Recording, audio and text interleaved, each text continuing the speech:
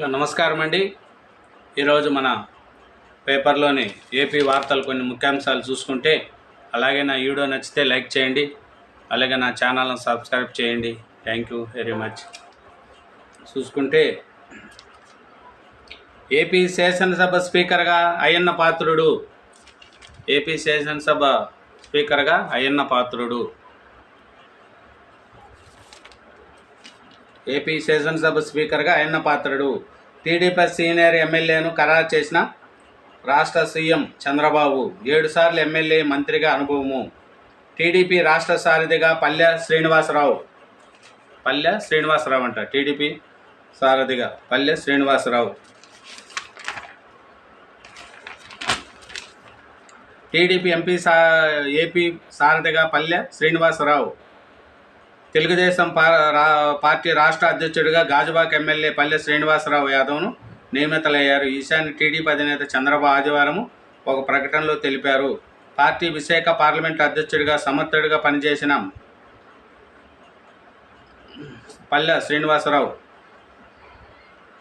నూతన బాధ్యతలను విజయవంతంగా నిర్వహిస్తారని ఆశించినట్లు పేర్కొన్నారు. రాష్ట్ర అధ్యక్షుడిగా ఇప్పటి వరకు టీడీపీని నడిపించడంలో పనితీరు కనబరిచిన పార్టీ సీనియర్ నేత కింజరపు అచ్చెన్నాయుడు ఆయన్ను అభినందించాడు.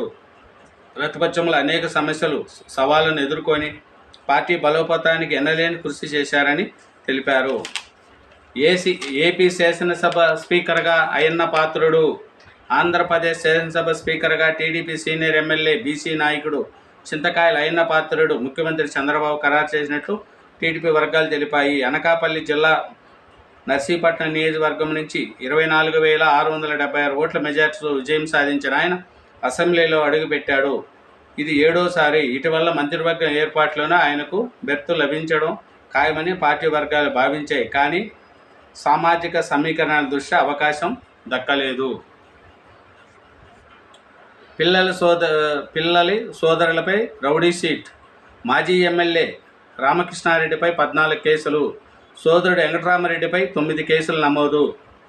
పల్నాడు జిల్లా మాచర్ల నియోజకవర్గ మాజీ ఎమ్మెల్యే, వైసీపీ నాయకుడు పిన్నెల్లి రామకృష్ణారెడ్డి, ఆయన సోదరుడు పిన్నెల్లి వెంకటరామరెడ్డిలపై పోలీసులు రౌడీ షీట్ తెలిపారు.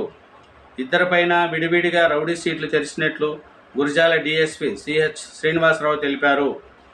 ఇంక నుంచి వారిపై నిరంతరం నిఘా ఉంటుందని, వివాదాస్పద ఘటనలు చోటు చేసుకున్నప్పుడు అందరిలానే విచారణ సాగిస్తామని, కీలక సమయంలో అజమాయిషీ ఉంటుందని వివరణించారు. త్వరలో రాజధాని నిర్మాణము. నారాయణ. రాజధాని అమరావతి నిర్మాణ పనులను త్వరలోనే చేపడతామని పురపాలక పట్టణాభివృద్ధి శాఖ మంత్రి పొంగూరు నారాయణ అన్నారు. పాత మాస్టర్ ప్లాన్ ప్రకారం రాజధాని నిర్మాణం చేస్తామని స్పష్టం చేశారు.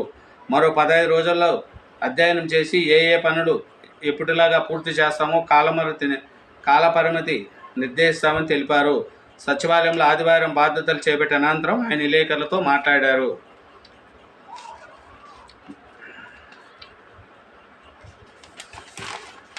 జగన్ ఇంటి వద్ద అక్రమ నిర్మాణాలు కూల్చివేత. జీహెచ్ఎంసీ జోనల్ కమిషనర్పై బదిలీ వేటు. బీడీఎల్లో రిపోర్టు చేయాలని కమిషనర్ ఉత్తర్వులు. సమాచారం ఇవ్వకుండా మంత్రి ఆదేశాలతో కూల్చివేత. బంజారాహిల్స్లోని లోటస్ పాండ్ వైసీపీ అధినేత జగన్ ఇంటి వద్ద ఫుట్పాత్పై ఉన్న అక్రమ నిర్మాణాలు కూల్చివేసిన మరునాడే జీహెచ్ఎంసీ జోనల్ కమిషనర్ బదిలీ వేటు పడింది. లోటస్ పాండ్లో నివాసం వద్ద సెక్యూరిటీ సిబ్బంది కోసం ఫుట్పాత్పై అక్రమంగా నిర్మించిన గదులను శనివారం అధికారులు కూల్చివేశారు.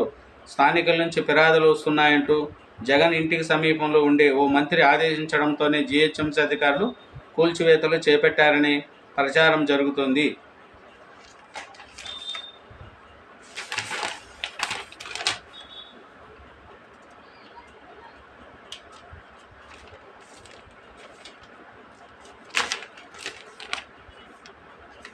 ఇదేనండి మన ఆంధ్రప్రదేశ్ వార్తలు. చూసుకుంటే నారా చంద్రబాబు నాయుడు గారు ఈరోజు పోలవరం విజిట్ చేస్తున్నాడండి.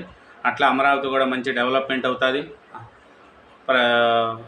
అమరావతి కూడా మంచి డెవలప్మెంట్ అవ్వాలని, అవుతుంది కూడా. చంద్రబాబు నాయుడు గారు మంచి అనుభవం ఉన్న నాయకుడు కాబట్టి అవుతుందని, మంచి కంపెనీలు రావాలని, చదువుకున్న పిల్లలకు ఉద్యోగాలు రావాలని మనం ఆశిస్తున్నామండి.